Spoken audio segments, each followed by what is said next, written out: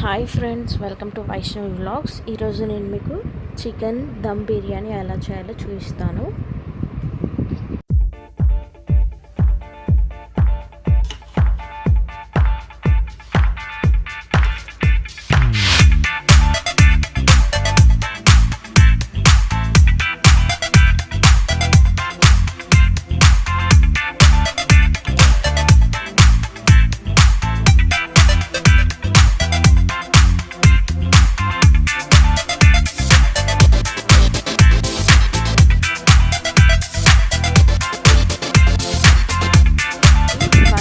రైస్కి 1 kg basmati rice పడుతుంది.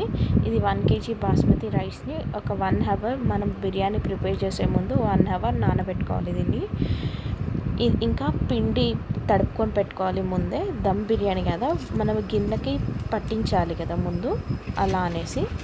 ఇప్పుడు వాటర్ సపరేట్గా తీసుకున్నాక ఫుల్ వాటర్ చాలా మసలాలి. ఇప్పుడు దీంట్లో 4-5 బిర్యానీ ఆకులు, లవంగాలు, చెక్క, ఒక 2 పువ్వు, ఇలాచి అవన్నీ వేసి బాగా మసలాలి అన్నమాట. ఇప్పుడు సాజీరా కూడా వేసుకుందాము, గార్లిక్ పేస్ట్ వేసుకుందాము, ఇంకా 1 టేబుల్ స్పూన్ సాల్ట్. బాస్మతి రైస్ని నానబెట్టుకున్నాం కదా, మొత్తం వాటర్ లేకుండా వంపేసుకోవాలి. వాటర్ చాలా మసలాలి అనమాట. మసలిన తర్వాతనే బాస్మతి రైస్ వేసుకోవాలి. ఇది మనకి ఆల్మోస్ట్ 70% కుక్ అయి ఉండాలి. 70% ఏమో ఫస్ట్ లేయర్ వేసుకోవాలి.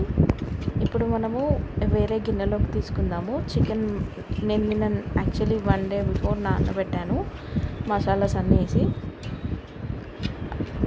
ఇప్పుడు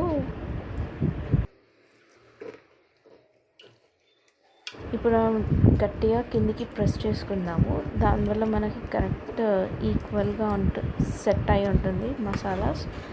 దానిపైన మనం ఇప్పుడు రైస్ వేసుకుందాము. ఇప్పుడు 70% ఫస్ట్ స్టెప్ వేసుకుందాము, తర్వాత 80%, తర్వాత 90%, 3 స్టెప్స్ వేసుకుందాం.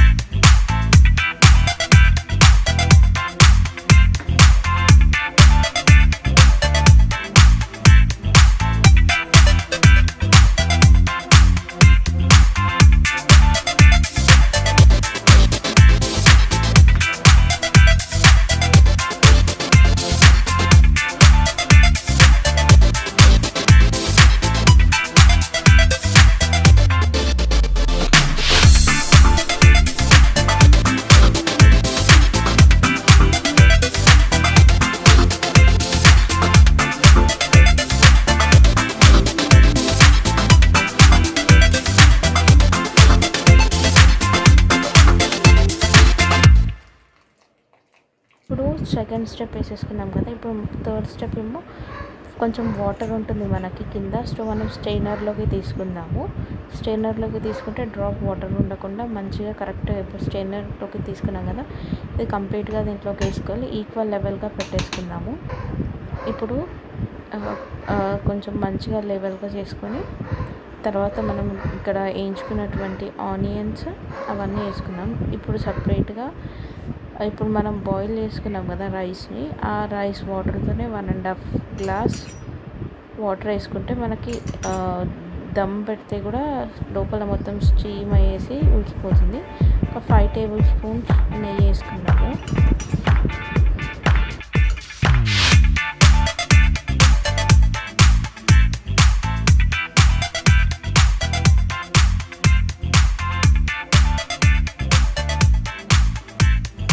స్ప్రింగ్ ఆనియన్స్ వేసేసుకున్నాం కదా, కొత్తిమీర వేసేసుకొని మనం ఇప్పుడు మూత పెట్టేసుకోవాలి. మూత పెట్టేసుకునే ముందు ఇప్పుడు మనము పిండిని చూపించాం కదా, పిండితో మనం రౌండ్స్ చేసుకొని గట్టిగా ఫిక్స్ చేసి దానిపైన క్యాప్ పెట్టేసుకున్నాము.